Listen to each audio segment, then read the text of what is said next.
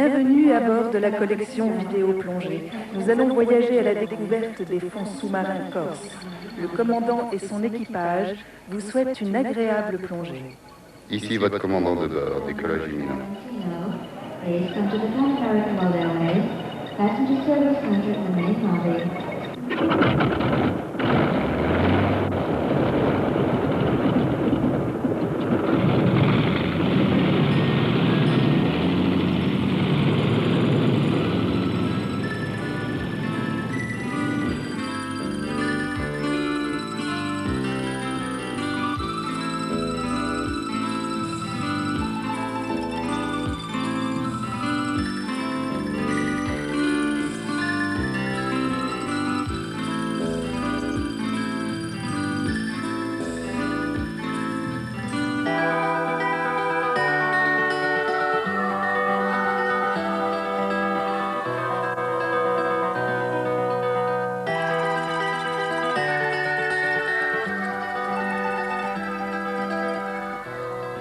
Île de beauté, joyau de la Méditerranée, somptueuse Corse, accueille-nous au sein d'une mer turquoise et transparente. Nous allons découvrir une côte sauvage, des petites criques isolées, encadrées de hauts promontoires de granit doré et un littoral qui se transforme en falaise de calcaire blanc. Ulysse, le prince Boniface de Toscane et Charles Quint furent parmi les voyageurs qui s'attardèrent pour admirer le site naturel de Bonifacio. Ces personnages de l'histoire ont peut-être ressenti une envie de plongée irrésistible. Peut-être l'ont-ils fait.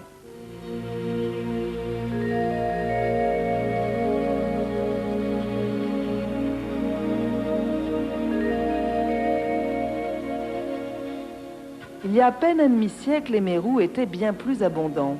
On les a trouvés particulièrement plaisants dans nos assiettes et voici pourquoi ils ont commencé à se faire rares. Le mérou est grand. Un adulte peut mesurer 1,40 m et peser 65 kg. Il chasse sur les fonds rocheux entre 10 et 100 mètres de profondeur. Le mérou est parfaitement capable d'évaluer la distance qui le sépare de sa proie. Il est l'un des rares poissons qui utilise la vision binoculaire. Le mérou fait face à son interlocuteur.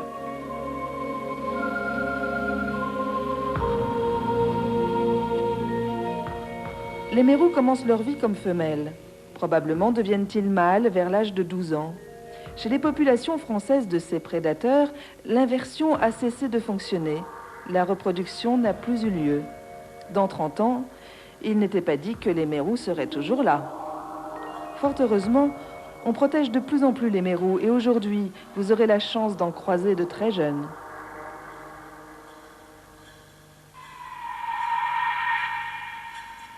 Mérouville, c'est bien ici, tout autour de la Vésie. Ils ont toujours aimé vivre là, concentrés. Un rassemblement pareil est un fait unique en Méditerranée, qu'il convenait absolument de protéger. Gérard Aran, responsable du Barracuda Club de Bonifacio, est intime avec les mérous. Et c'est grâce à lui que nous avons pu en recenser un jour 18 sur la même roche.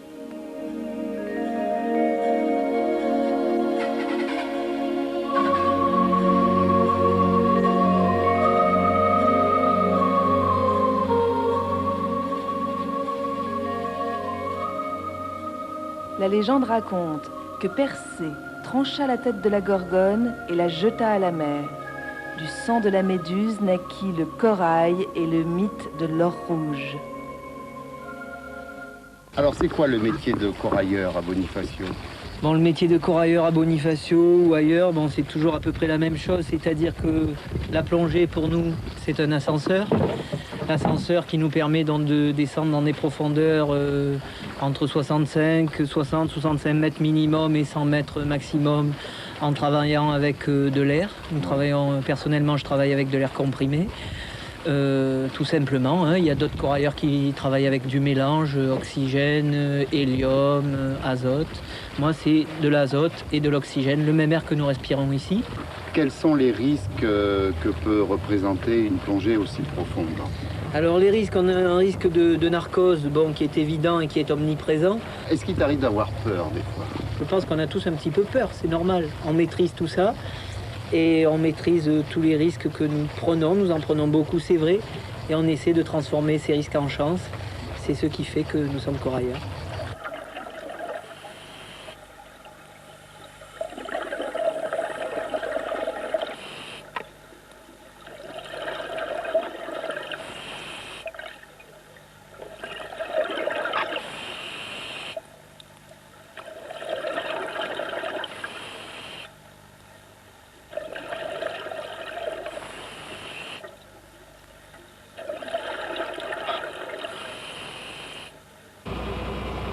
Le rôle du marin est déterminant. Il est un assistant capital qui assure la sécurité du corailleur au fond. On pourrait dire qu'il est relié à lui par un fil invisible, car de plus en plus, marins et corailleurs interchangent leurs rôles.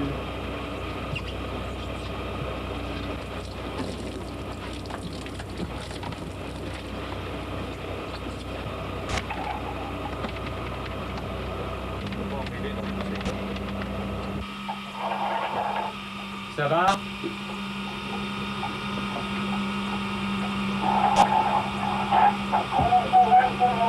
À tout à l'heure. Ok. 20 minutes de pêche, 1 heure, plus d'1 heure de palier. C'est des contraintes auxquelles nous sommes habitués. Effectivement, 20 minutes de travail au fond, 1h30 ou 1h40 de plongée, ça paraît dérisoire quand on le voit de la surface. Et puis, quand on a l'habitude de le faire, bon, ben, il faut s'y plier, je crois que c'est tout, quoi. Tous mes paliers à partir de 12 mètres se font avec de l'oxygène pur, oui, qui m'est envoyé par un narguilé, tout bêtement. Un système une circulation d'eau chaude avec un tuyau d'eau chaude relié à ce narguilé, qui est un peu un ombilical. Et un système de téléphone sous-marin qui me permet de communiquer avec le marin, à lui dire que si tout va bien, si je manque de quelque chose.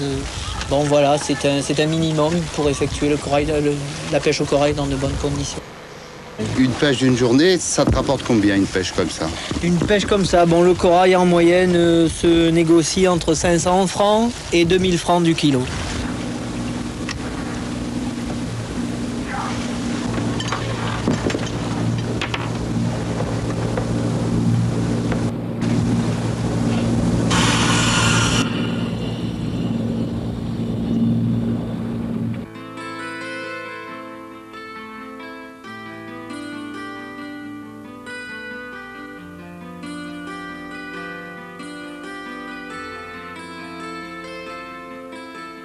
Pourquoi certains hommes risquent leur vie certains jours d'été?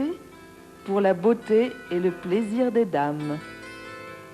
Mais écoutons l'histoire que nous rapporte le docteur Lederer. Voici le site exact du naufrage de la Sémillante, survenu le 15 février 1855 vers midi. Le seul homme qui ait pu le voir était un pêcheur de Bonifacio, résidant sur l'île avec son enfant, et qui s'est rendu compte le lendemain, c'est-à-dire le lundi 16 février, qu'il y avait des centaines de morts qui flottaient autour de l'île. Il a commencé à les recueillir et, à force de rames sur son petit bateau, il a gagné Bonifacio, où il a signalé aux autorités qu'il y avait eu un naufrage. En ce qui me concerne, voilà déjà 30 ans que chaque année, près de 2 mois, en été, en juillet, août, je viens pratiquer des plongées. Et sur la Sémillante, ce site a été longtemps protégé. J'ai été autorisé à le faire pour la DRAS, mais pas donc pour l'État. La Sémillante était une frégate de premier rang. Elle avait plus de 60 mètres de long. Elle avait 3 ponts. Elle était armée normalement de 60 canons. Mais comme elle partait pour la guerre de Crimée en emportant seulement du matériel et des soldats, il ne restait que 4 canons à bord, mais par contre, il y avait 350 hommes d'équipage et 400 soldats provenant de divers régiments. À l'époque, j'ai découvert une pièce d'or. Elle a été remise au ministère des Anciens Combattants. Elle figure dans l'inventaire de ce que j'ai déposé. J'ai trouvé des pièces en argent. Vous en avez vu une tout à l'heure qui a été découverte par le plongeur. C'est un écu de 5 francs. 750 hommes reposent dans les 2 cimetières de la Vésie. Dans les lettres de Montmoulin, Alphonse Daudet se transforme en journaliste. Nous trouvâmes le capitaine en costume, l'aumônier son étole au cou, entre 2 roches, un petit mousse les yeux ouverts. On aurait cru qu'il vivait encore, mais non. Il était dit que pas un n'en réchapperait.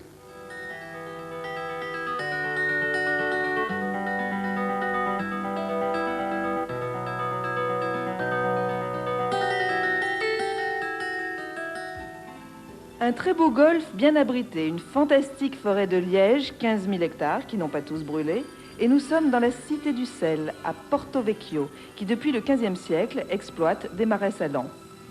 Porto Vecchio est la ville corse qui a connu depuis ces 20 dernières années la plus extraordinaire progression touristique.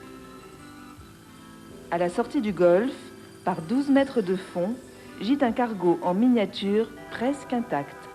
Il s'agit d'un cimentier d'une quarantaine de mètres de long qui s'échoua, comme beaucoup d'autres navires, sur l'écueil de la Pecorella.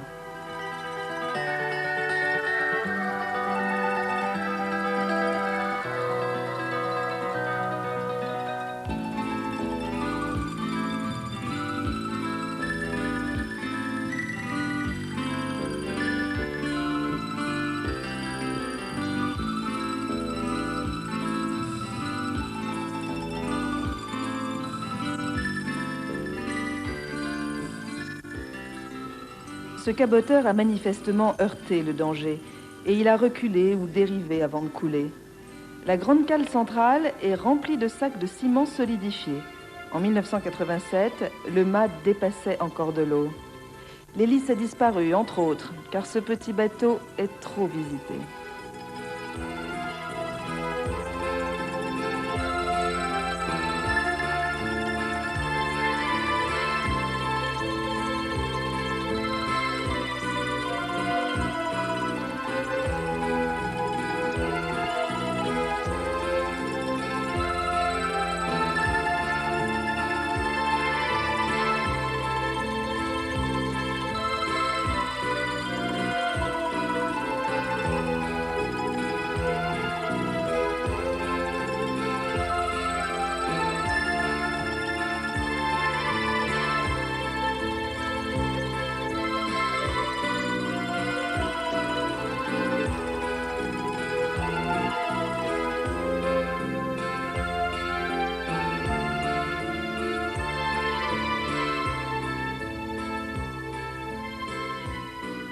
En quelques brasses sous l'eau, l'endroit offre des baptêmes de plongée inoubliables. La profondeur est faible et tout à fait accessible aux débutants. Cette balade vous dévoilera bien des mystères dans une eau cristalline.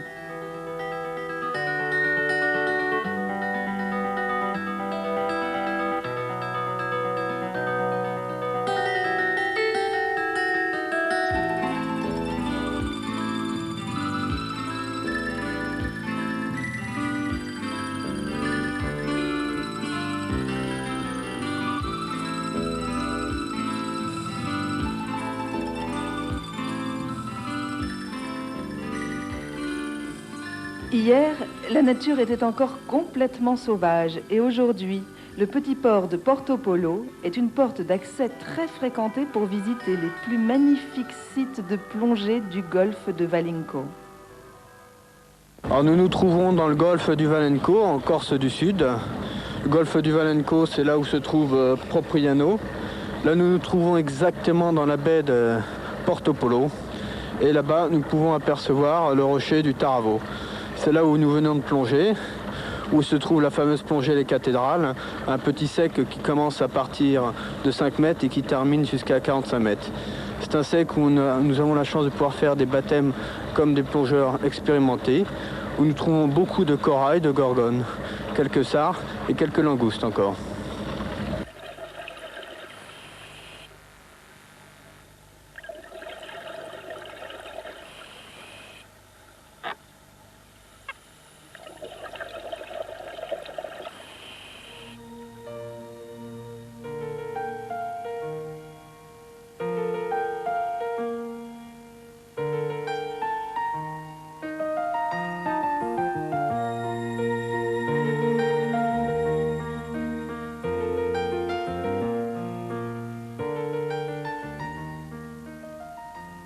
La liste des merveilles à contempler dans ces fonds est aussi longue que celle des lieux de plongée accessibles. La pureté de l'eau est surprenante. La flore est très abondante, beaucoup de grottes, de tombants et d'éboulis sur l'itinéraire de cette promenade où vous frôlerez d'énormes gorgones rouges et déployées. Voici un peu du patrimoine sous-marin que la Corse recèle dans ses eaux bleu roi. Les possibilités offertes aux plongeurs sont multiples et ils ne manqueront pas d'apercevoir les langoustes pointer leurs antennes et faire les curieuses.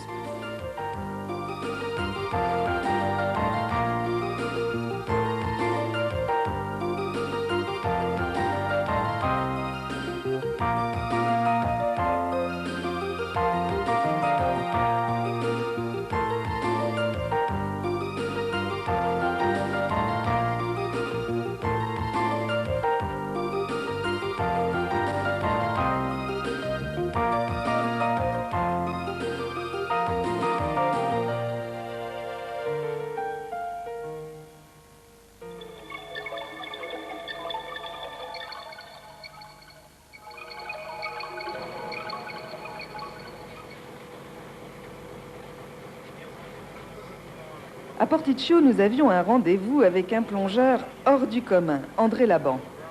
André, c'est ce qu'on trouve à Porticcio au fond de la mer, ça? Oui, je suis parti vers 9h et j'ai passé à peu près une demi-heure dans l'eau.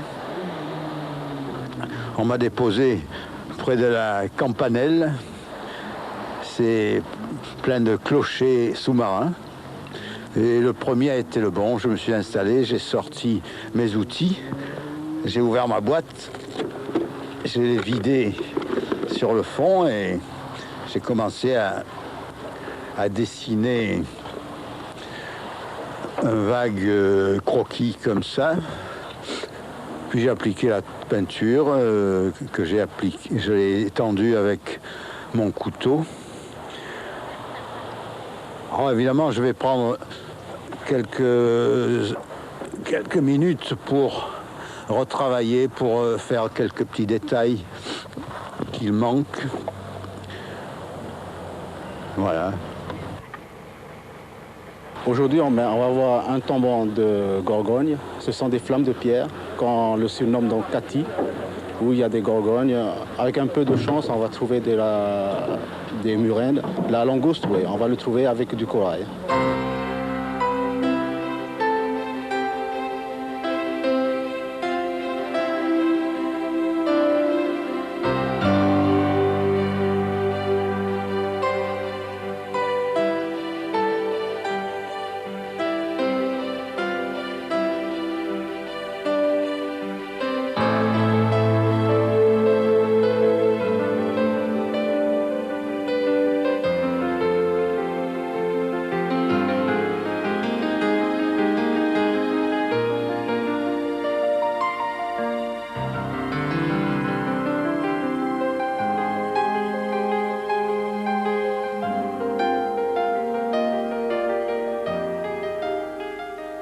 Laissez-vous porter dans cet univers féerique pour une visite des fonds méditerranéens incomparables, où vous verrez des chapons frétillants, des mostels poids lourds qui se laissent admirer, ou des corbes monter la garde devant leur domaine.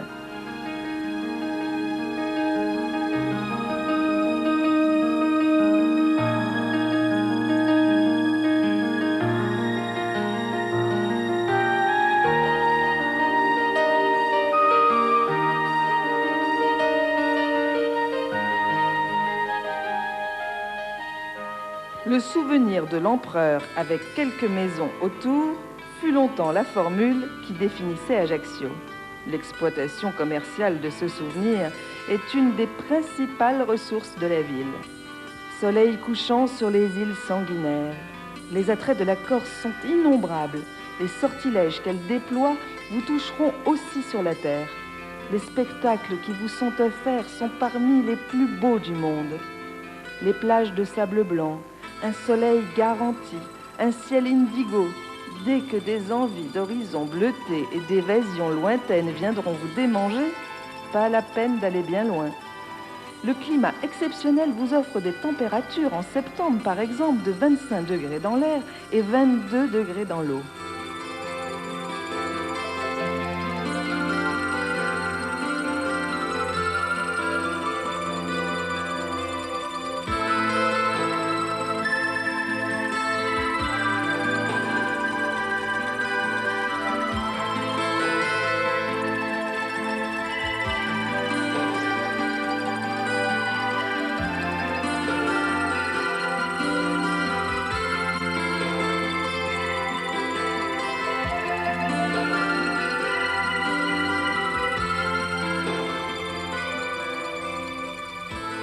Derrière la multitude de cartes postales que nous propose la Corse se devine un passé et une histoire riche et mouvementée. Justement, les plus anciennes fondations de la ville de Calvi remontent à l'Antiquité, du temps où les Romains se laissaient vivre dans le golfe. La citadelle de Calvi se dresse sur un rocher chauve. La ville dort plusieurs mois par an et se réveille chaque été. C'est un 14 février qu'un B-17 américain s'est craché pratiquement au pied des murs de la citadelle. 200 mètres de plus et il la percutait. Il avait pour mission le bombardement des installations ferroviaires à Vérone. Il avait décollé d'Amendola en Italie, c'était en 1944. Frank Chaplick, le pilote, fit un récit de son aventure. En atteignant l'aérodrome de Calvi, qui a une piste très courte et des montagnes de chaque côté, les moteurs fumaient beaucoup. J'ai tenté de m'opposer sans succès et j'ai pensé que c'était mieux d'amérir. L'avion ne se cassa pas pendant l'amérissage et resta à flot pendant 2 minutes. L'équipage eut le temps d'évacuer, mais sans pouvoir retirer les corps des 3 morts. Les radeaux de survie fonctionnèrent et la Air Sea Rescue britannique nous récupéra. L'avion s'est posé à l'endroit, bien à plat sur le sable, au milieu d'un herbier de Posidonie. À 28 mètres de profondeur, il semble attendre que vous veniez le découvrir, et dans ces eaux translucides, vous en aurez le souffle coupé.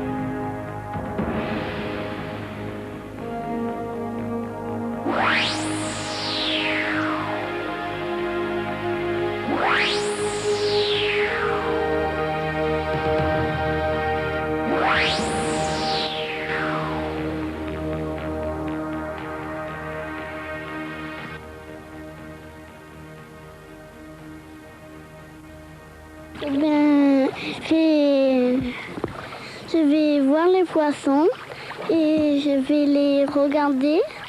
Nul besoin de savoir nager pour chausser les palmes et plonger dans le bleu.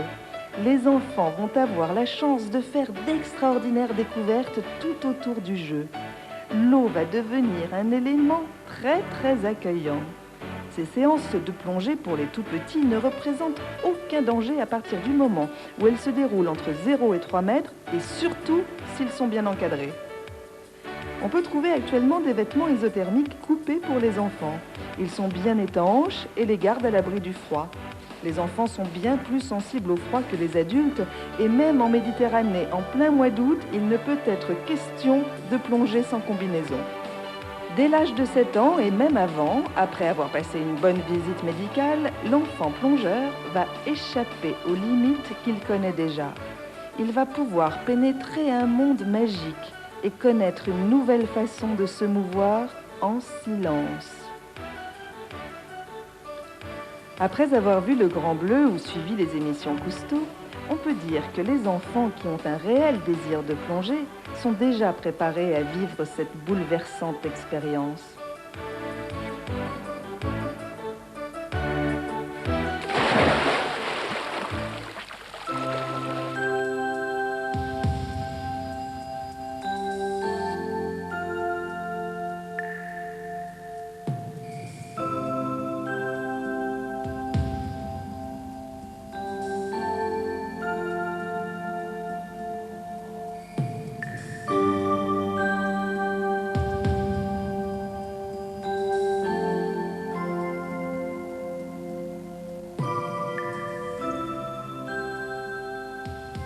Chaque printemps, les araignées, ou Maja squinado, remontent des profondeurs océanes pour venir frayer tout près des criques et des calanques. C'est là qu'elles se font pêcher quasiment à la main dans très peu d'eau. Quant à celles qui en réchappent, elles retournent vers les mystères de l'abysse.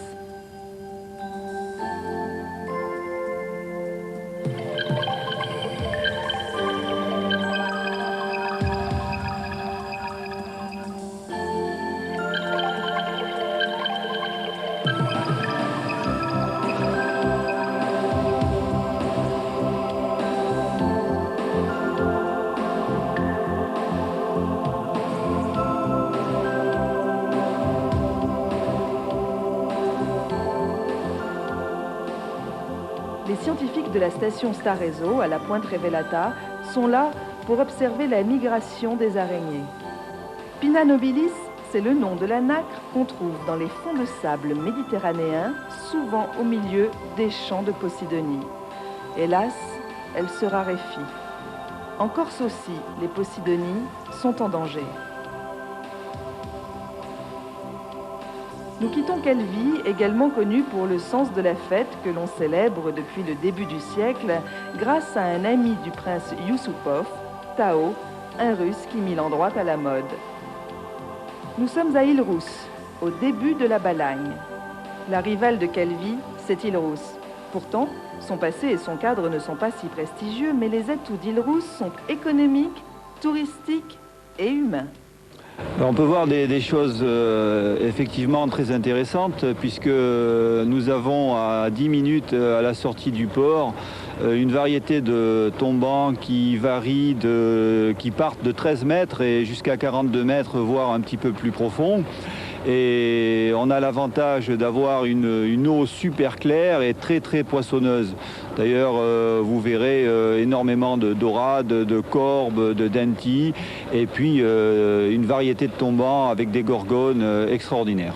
Je baptise, j'encadre le matin, je fais découvrir ma passion, je donne à manger aux poissons et je donne du pain aux clients qui sont là à nourrir les dorades et c'est extraordinaire.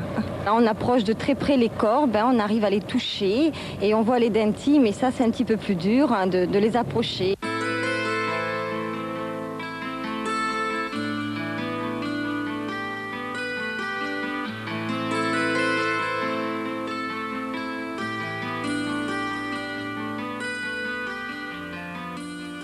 On fait sortir les murènes et l'an passé, j'avais apprivoisé un congre qui faisait 2 mètres. Malheureusement, cette année, je ne l'ai pas retrouvé.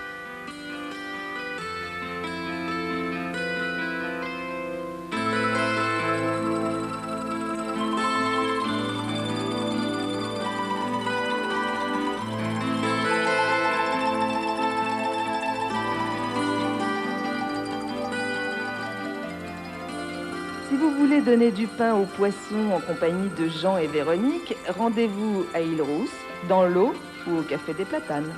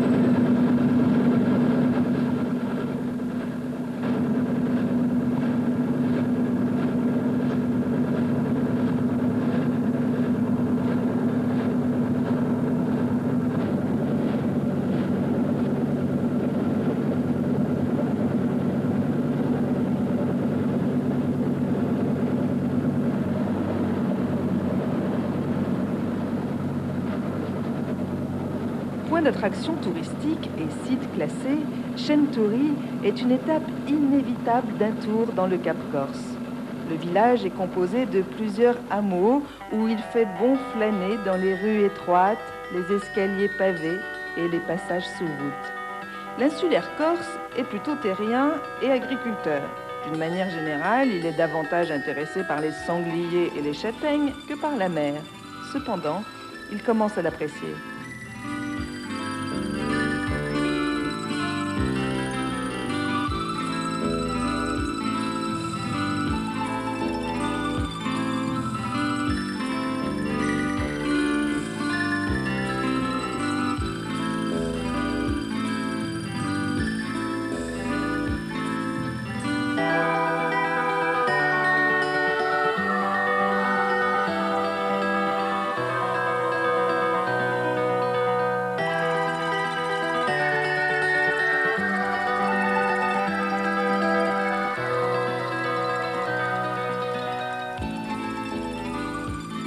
À Chintori, il y a toujours eu des pointus et il y a toujours eu des pêcheurs et beaucoup d'oursins.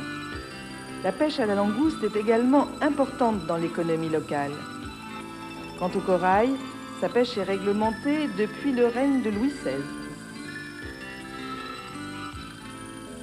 Nous nous dirigeons vers l'extrême pointe nord de la Corse via Massinadjo.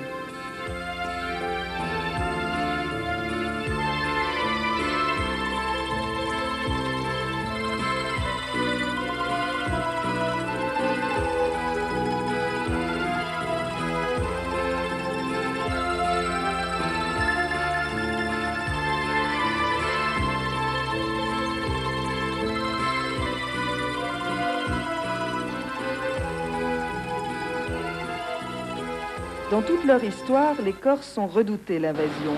Les emplacements des villages étaient pensés de façon à ce que les habitants puissent voir sans être vus. C'est pour guetter l'envahisseur que ces tours ont été érigées tout autour de l'île. Celle de la baie de Sainte-Marie est habitée. L'îlot de la Giraglia est un endroit extrêmement difficile d'accès, mais idéal pour certaines courses de bateaux. C'était l'ancienne route maritime pour le commerce avec l'Italie et beaucoup d'épaves antiques jalonnent le secteur. Sur l'île, un phare balise la route vers le continent et Calvi.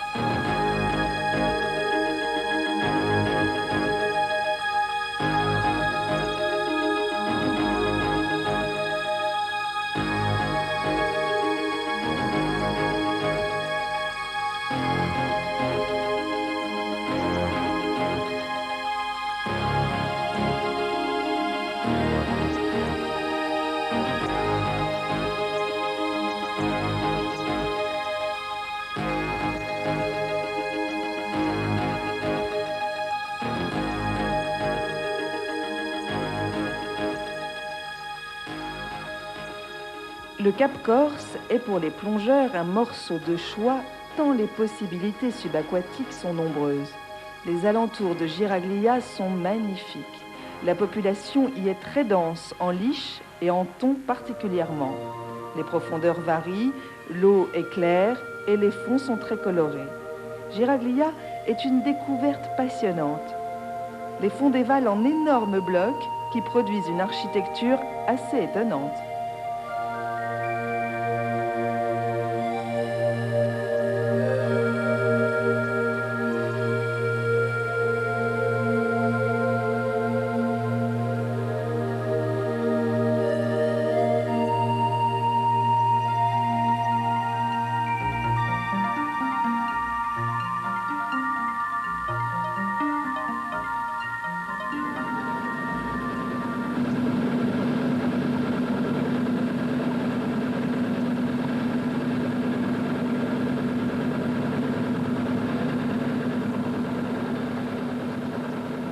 Juste en face de la petite calanque de Los, entre Porticciolo et Pietracorbara, par 45 mètres de profondeur, un bâtiment en fer a coulé le 8 septembre 1943. L'Insuma subit ce jour-là une formidable explosion.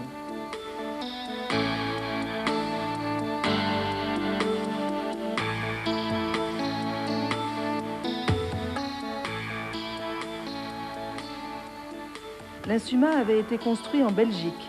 Il mesurait 35 mètres de long, c'était un navire luxueux, élégant, rapide et solide. Le canon est dirigé vers bâbord, comme l'impact de l'explosion. L'épave est entourée de débris, le fond, légèrement en pente, est un mélange de sable coquillé et de débris d'algues. Le courant est souvent sensible et la visibilité presque toujours parfaite.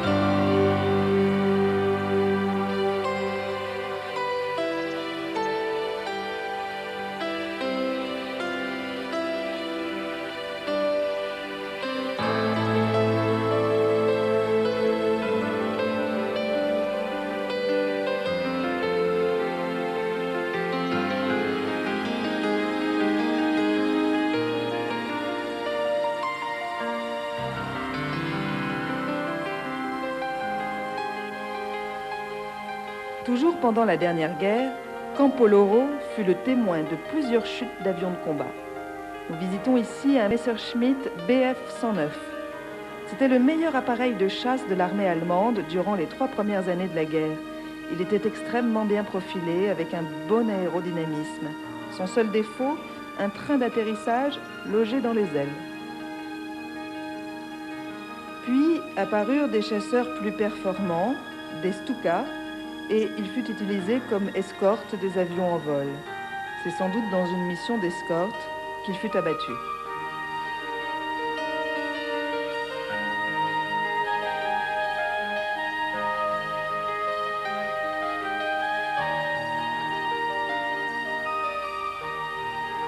Ironie du sort ou mystère de la guerre, 2 avions ennemis sont devenus épaves au même endroit.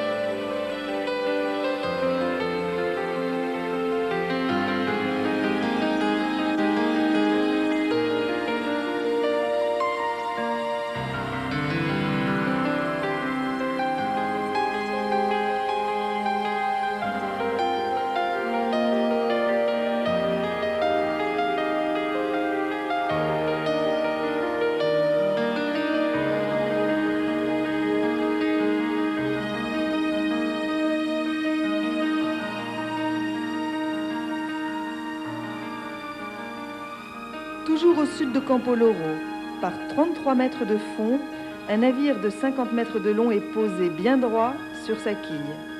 Le bâtiment est en assez bon état et offre une brèche à la poupe sur tribord. Sa proue regarde la côte et on atteint le pont vers 27 mètres, le sommet de l'épave se trouvant à 24 mètres. Les treuils, les ancres et les bossoirs accrochent encore quelques filets.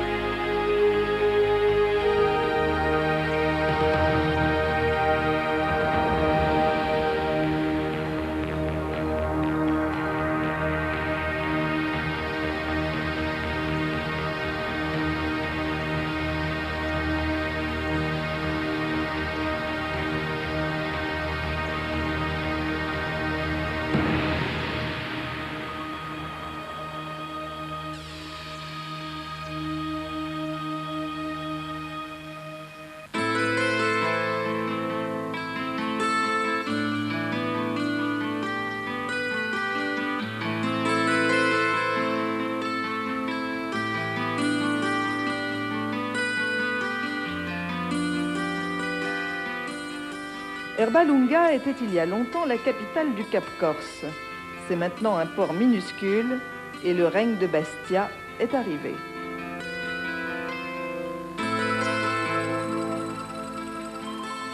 Bastia tire son nom de la forteresse qu'un gouverneur génois fit bâtir au XIVe siècle.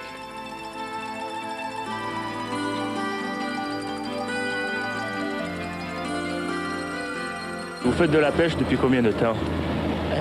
Je suis né dans la pêche. Ça fait au moins depuis l'âge de 13 ans. J'en ai 48. Ah oui, moi je suis de la plus vieille famille langoustière du port de Bastia. Et pour vous, aujourd'hui, c'est une bonne pêche, ce que vous avez ramené aujourd'hui? C'est les pêches de fin de saison. De toute façon, manque un peu, mais surtout la langouste. Mais enfin, ça c'est aussi les moyens d'exploitation que nous avons actuellement, qu'on n'avait pas auparavant.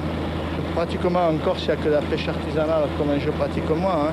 Mais au niveau de la langouste, c'est toujours la même méthode. La préfecture de Haute-Corse ne manque pas de caractère. Le trésor de Rommel se situerait quelque part au large de Bastia. C'est une des versions de l'histoire. Il ne tient qu'à vous d'aller contrôler.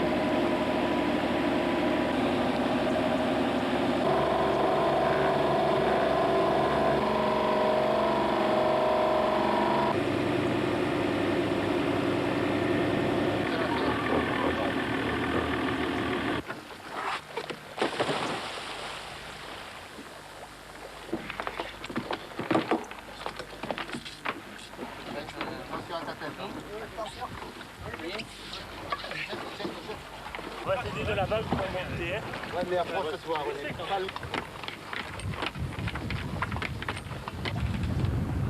Qu'est-ce que tu dis? Ok, c'est parti pour l'enregistrement.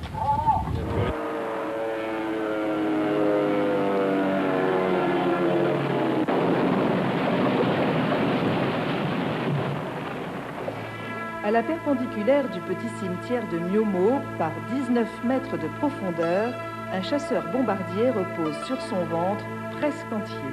Il n'y a pratiquement aucune brèche. Le moteur arraché repose plus loin et les mitrailleuses d'ailes se sont envolées.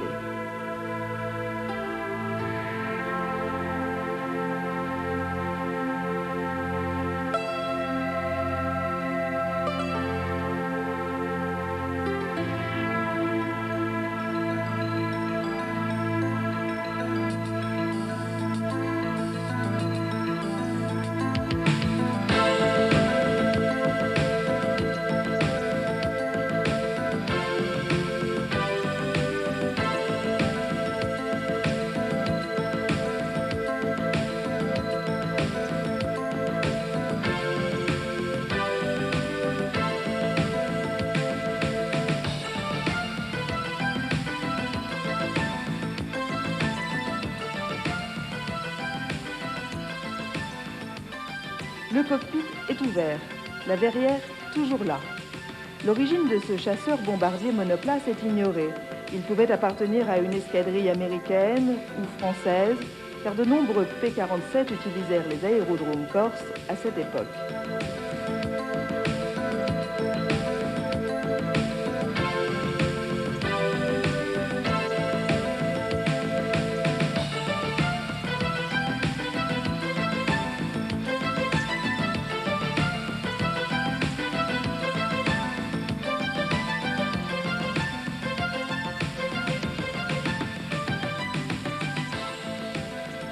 Chaque épave garde en elle des secrets insondables.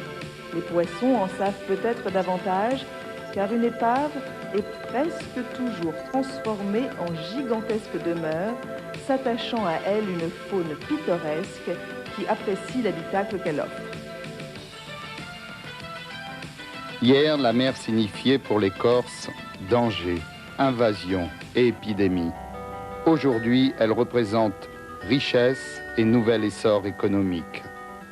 Conscients de ce renversement, les Corses devront s'attacher à ce que l'île de beauté soit préservée dans toute sa splendeur et léguer aux générations futures un patrimoine marin et sous-marin intact de toute agression dévastatrice.